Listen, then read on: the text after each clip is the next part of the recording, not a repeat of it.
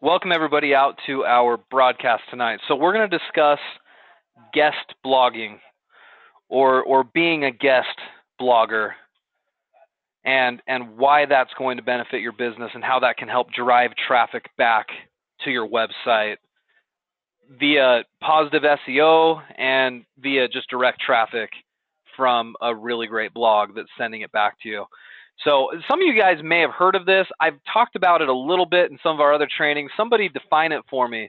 Who knows what this is as a marketing strategy? Anybody here who's with us? There's about, I don't know, 20 of you guys here right now. Well, what does it mean to be a guest blogger or to do guest blogging? Well, maybe you don't know, and that's okay. But let's define it first, and then we're going to talk about why we do it. Okay, I'm going to take yours. I saw yours first here, Cindy. Cindy says, when you are invited to blog on someone else's blog. In other words, when you're writing an article, not on your own site, but you're writing an article for somebody else's site, right? Specifically a blog. Yeah, submit a blog post to a blog site. I agree with that, Catherine. Jocelyn, post on someone else's blog about a specific genre. Sure, that's what it is, essentially. There are thousands upon thousands upon thousands upon thousands of blogs out there in your niche. I can guarantee it. And what bloggers struggle with each and every week, and if you're a blogger, you can appreciate this, is their number one asset is information and articles. And they have to produce it every single week. And if you've ever blogged on a regular basis, you know how much stress that can put on you because you're always having to create this content. So years ago, when blogging had sort of become bigger and bigger, and it's still like this today, blogging is still very big. People who own businesses like you guys got the idea that maybe you could go in and you could alleviate some of that stress from a blogger. And you could write an article for them, a unique article, a well-written article. And in exchange for that, you could give them that article, and that's their article. They own it now. They post it on their blog. In exchange for your hard work and time and energy of giving them that content, all you ask for is a little plug inside the article where you get to talk about who you are and maybe what your business is about, and then also have a little link that goes back to your site. That's how you get paid, essentially. Now, sometimes you can actually get paid. In fact, I've accepted people who have guest blogged on some of my blogs at a cost. They've come to me and they've said, hey, if I write you an article and I pay you $100, can I post this on your site? And I say, yes, you can. Here's my PayPal. Send me the money and we'll go ahead and do it, right? So you can actually get paid for this as well. There are opportunities like that. But for the most part, the benefit to you, and going back to the why here, number one, people do this to get a backlink. What do I mean by that, guys? What do I mean when I say get a backlink? That's just a link back to your site, right? Why is that valuable? Well, it's valuable, A, because it helps your site rank better, and B, helps you get direct traffic. Okay? That backlink is extremely valuable. If I can't link back to myself out of a guest blog post, it's not going to help me nearly as much, right? The other benefit is that it might help establish you as an authority in the field or niche, right? So maybe you're trying to establish a little bit of credibility, and you want to say that you've written on 15 other blogs all around the internet, you could say that, and that's one reason why people guest post, is they just want to get their name and their brand out there so they can be more of an authority. Which makes sense, doesn't it? It's like you see a lot of authorities in their fields that get interviewed in the news media, and Fox may have them on, and then CNN has them on, and then MSNBC has them on, and then they tout that as, on their website. They say, oh, we've been featured on these news networks and on these very popular publications, and that's something that can build some authority. It's very similar in the blog space. So those are the two reasons why you benefit from doing it. It's one of the better backlinking strategies there is out there. Jocelyn, you say, why would people pay you for their blog? Well, if I have think about it, if I have a very popular blog and somebody approaches me and says, hey, can I post content onto your site? And I say no, because maybe I don't need their content. Maybe they come back to me and say, well, how about I pay you $150 and then I can write you this article and then I can get the backlink. So it's worth money to people to get those backlinks. For a while there, I used to get paid a fair bit on my blog just allowing people to put their link in various places on my site. And I would charge people an annual, sometimes a monthly, sometimes an annual rate just for them to have their link on my site. That was a way that I made money for a little while on a blog. So links are worth something. I mean, if a link from my site can help you rank better in Google, that's going to help you pretty substantially. Could be expensive, but so I'm not suggesting you guys go out there and pay. I'm just saying that that's what some people do. How you're going to pay, the currency you're paying in, is a nice, well-written article that somebody's going to accept and want to post on their site.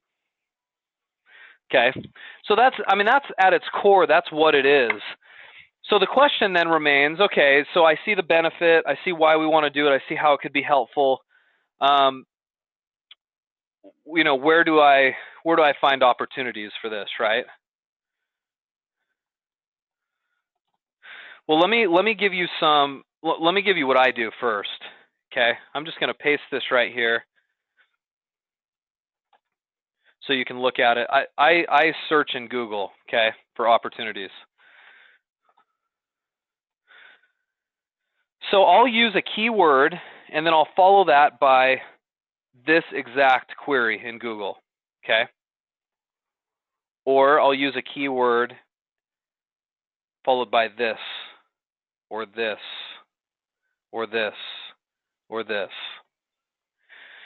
My keyword, in the example I'm going to use tonight, I'm going to assume for just a second that I'm a niche shop that sells beekeeping equipment, okay? So we'll say that's my niche.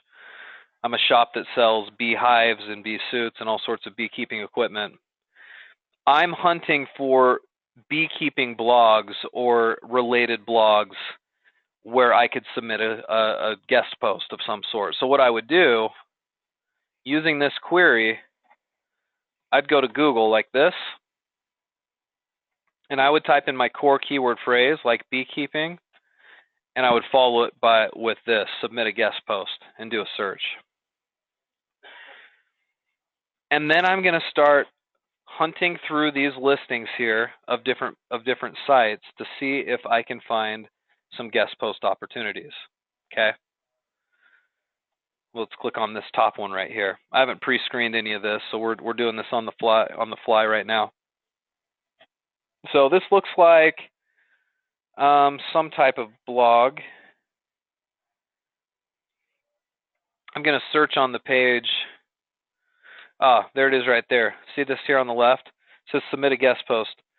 Do you have a story or factual advice on life choices that our readers would see? Tell us about it. So this looks like where I would go to maybe submit a guest post to this site. If I click on it, it probably takes me to a little form of some sort. This is saying URL. This is saying something's not found. So if that ever happens where it's like a broken link or something, I'm going to look for a contact page here. Here's their contact page at the very bottom of the site. And I'm going to send them an email, which we'll talk about here in just a second. right? I'll put in my name right here, put in my email, and then I'll write here in the comments, you know, that I want to see what their guest posting policies are like or guidelines are like. Okay. So the first step here, guys, is just simply find blogs that will take guest posts. Now, I just use the word beekeeping, assuming I'm this beekeeping shop, right? That might be the first type of blog I look for. I look for a very specific type of beekeeping blog. But if I don't find lots and lots of beekeeping blogs, maybe I can expand that out and do something that's on the fringe. It's not exactly beekeeping, but maybe I can look to post on some other type of blog, like maybe some kind of an agricultural blog, or maybe a gardening blog, or some sort of a flower gardening or yarding blog, right? That's kind of on the fringe. That has some relation to beekeeping. Maybe it's a health site, right? A health blog, some sort of a hobbyist blog. Those are all options too. So you might say, well, you know, my niche is so specific. I can't find all but maybe 4 or 5 beekeeping blogs, and out of those, only 2 of them accept guest posts. So this strategy isn't going to work for me. I don't believe that at all. If you look at your core niche and then you look at your niche on the fringes, like I just explained, you will find plenty of opportunities to get guest posts. And I would submit this is the best way to do it. Just hunt for them like this. Now, there are going to be some blogs out there that don't openly advertise that they take guest posts. I'm querying Google and asking them to find me a page that uses this type of terminology, but there might be a blog out there that they just have a contact page. They don't say anything about guest posts on their site, and but they still may consider them. So I'll still find other blogs that are in my niche, and I'll find the contact page and I'll send them a message. Let me ask you guys a question though. If we're going to solicit these other companies, these other blogs to do a guest post, what do you guys think? Like, what should our strategy be in order to do that? If I'm going to send an email or a message to somebody about it, and I'm going to try to convince them to let me submit some content to them to post, how should I introduce myself and how should I go about making that contact? Think about that for just a sec. I'd be curious what you guys think.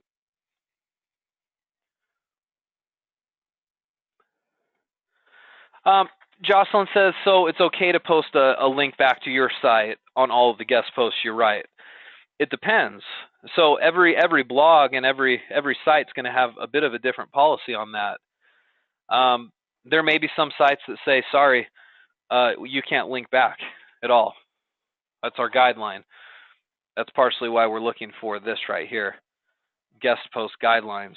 Others might be more reasonable as far as that's concerned, but they're going to have some sort of set of guidelines. So as part of your contact with them, when you send them a message, you may want to ask, hey, so what are some of your requirements in regards to doing a guest post? Because we'd be very interested in doing that. But you have to remember, and this is the key point as we talk about this, you've got to remember that these blogs get a lot of solicitations. If you have a very popular blog, you get a lot of these types of solicitations. I could bring up my Gmail account for one of my sites or for one of my blogs right now. I won't do it right now. It's because I didn't look through it first. I don't want to share my email across a webinar. I should do that though, just so you can get an idea. If I opened it up right now and I looked at my Gmail and saw my first page of emails that I've gotten, I can almost guarantee you that I would have 10 or 12 inquiries about somebody wanting to do a guest post on my site. They come in like crazy. So I bring this up to say that you going out there and soliciting another blog and asking to do a guest post is not going to be unique. There are other people who know what they're doing online as far as marketing is concerned. They know how valuable this strategy is, and they're trying to do the very same thing. So you have to do something to differentiate yourself a little bit. why is it that I should look at your email, A, and B, why is it that I would want a guest post from you? Do you own, what is it about you that makes you unique? Do you have some sort of specialty in the niche? Do you have some sort of special research that nobody else has done? Right? Maybe you've got some interesting video or images that you want to share, or you've got this really well-written tutorial about something. In the example I'm going to show you here in just a second of a guest post, the individual that shares this information has a very specific strategy that he shares that makes his guest post unique and valuable to the blogger. Remember, put yourself in the shoes of the blogger who owns the site. They've got probably some kind of a cult following, right? They've got readers, and they can't just produce some garbage on their site and expect their readers to be happy. It has to be something valuable and usable. So if you're going to solicit this blogger, you need to come in with a plan saying, hey, I've been on your site, and I've noticed that you don't have a lot of content about X, Y, or Z. It just so happens we've got this really great article. We'd love to have you look over and consider allowing us to do a guest post, right?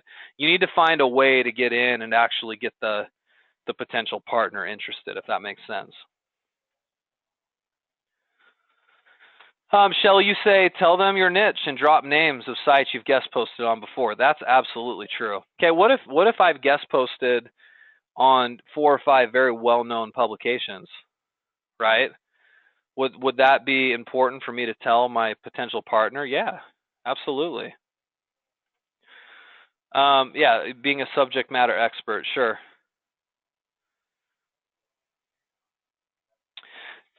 So this is also a good point. So not every blog is created equal, right, Catherine? Catherine says, wouldn't the value of the link be important? If so, shouldn't we check the target blog's domain authority first? That way, we won't be wasting our time for soliciting backlinking that may not be of a value to us. Yeah, for sure. For sure, because not all blogs are created equally. Now, a lot of times you can look at the blog itself, and just by looking at it, you can see how much interaction takes place in terms of comments. You could look at that blog's Facebook page or Twitter account, and you could see how many followers and likes they have. You can kind of get a feel for how popular the blog is, and even if the link, the domain or page authority, Catherine, isn't all that great, just by virtue of the fact that they may have a pretty good following of people, may be enough to still have you do a guest post for them. It could be a newer up and coming site that may not have a well-established page rank with Google, and yet still that link would be valuable. So you'll have to gauge that, especially if you're caught in a web of thousands of blogs that you could potentially do this with. I think there would be a process that would need to be in place to decide on that for sure. So opensiteexplorer.org would be the way to go, right? Look up the sites, check their domain authority. Do they pass the eyeball test? Is it going to be worth your time? I think that's absolutely something you should do.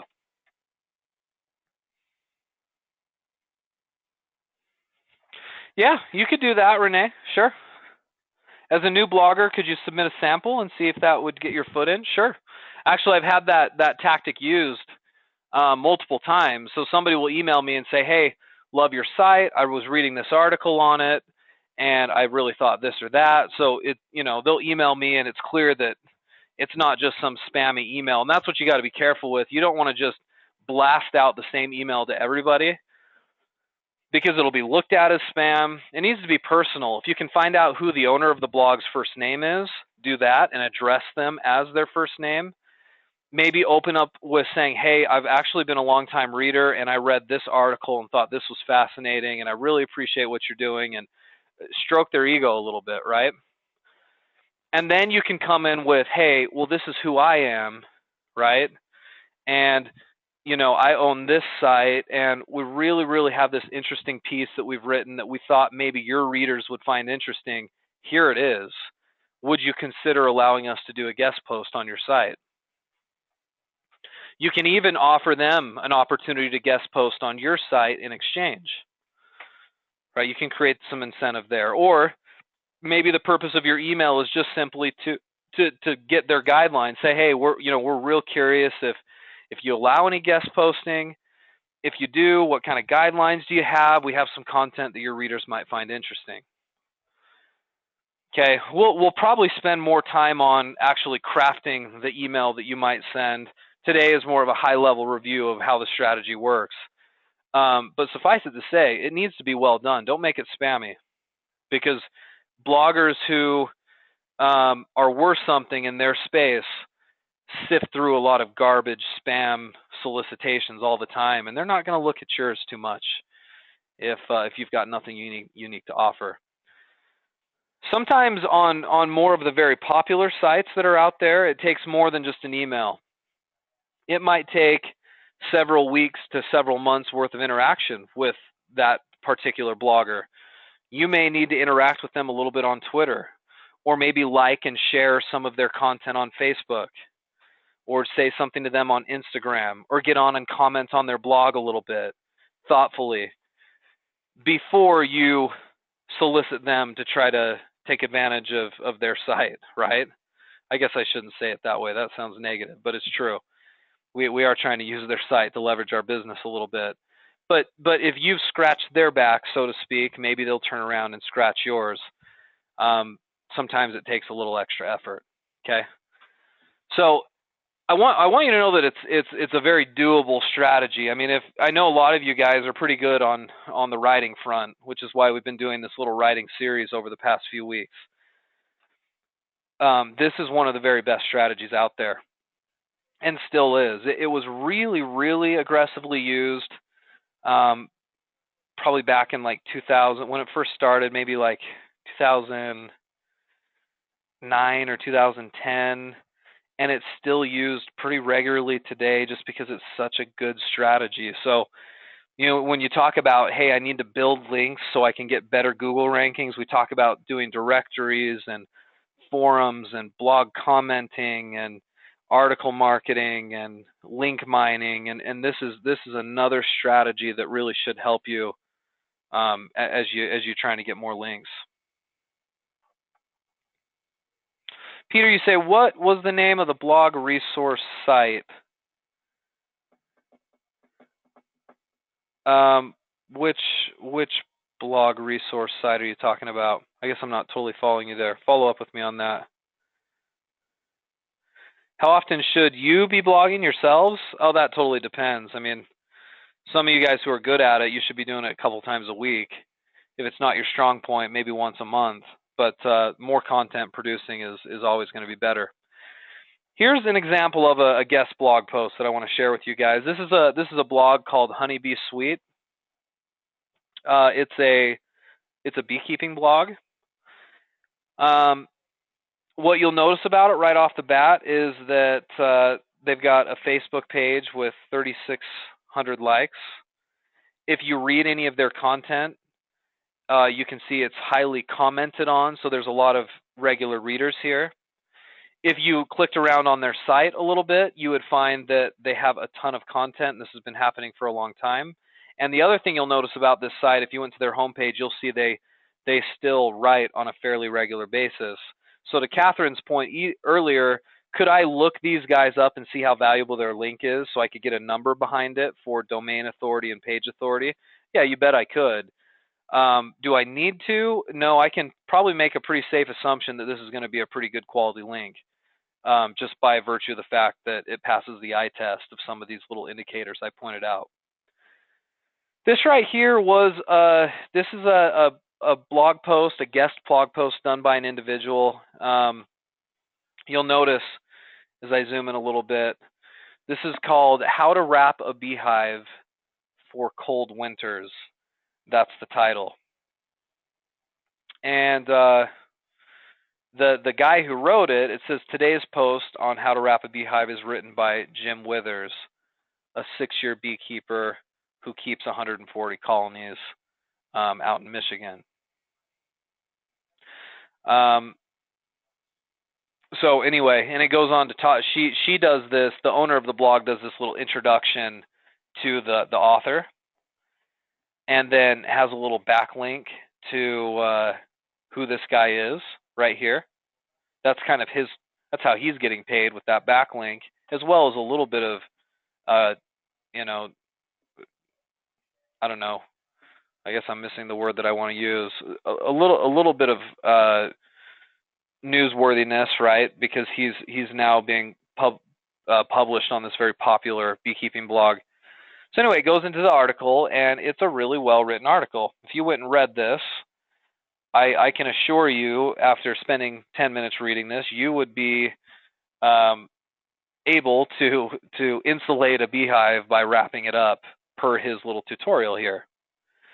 Talks about ventilation, and he gives a list of steps on how to do it, and he's got some great pictures here of him doing it, so on and so forth. You guys could all successfully wrap your own beehives after reading this, I'm sure. So it's a really nice piece of content. And what's interesting is you can see right here, this has been liked 44 times on Facebook. It's been pinned 99 times. There's 35 comments on it. And this individual article right here has probably served Jim here very well, because he also has a link, which we missed right here, to his Facebook page called Withers Mountain Honey Farm. He probably sells honey there. Was this good publicity for him? You bet it was.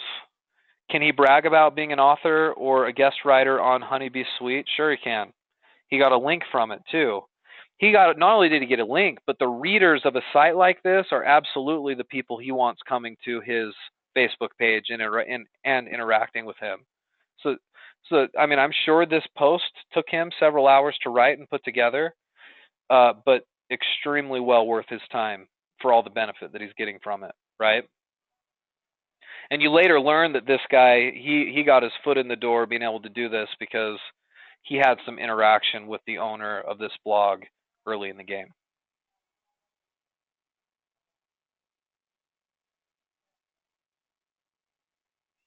The resource I mentioned, Peter, was just going to Google and looking for opportunities like this. We're going to do a follow-up on this whole strategy probably next week, because I'm not even scratching the surface of all the other ways that you can find opportunities and how to best give a sales pitch to a blog so that you can guest post, so on and so forth. So we've got a lot more that we want to talk about, but this right here, guys, this is the basics. If you're not doing this strategy, put it in your repertoire of marketing things that you do each week, and this should be a part of it, because I can tell you this will grow you directly from direct traffic, and it will grow you even better organically as you establish some really good quality links out there. Okay? All right, so that's high-level guest blogging. I hope that was helpful tonight. We're out of time. Let's go ahead and finish up. I will follow up on this next week. We're going to do some more of this training. So if you're left with questions and thoughts and comments, be prepared to talk about that next Thursday. And let's employ this strategy.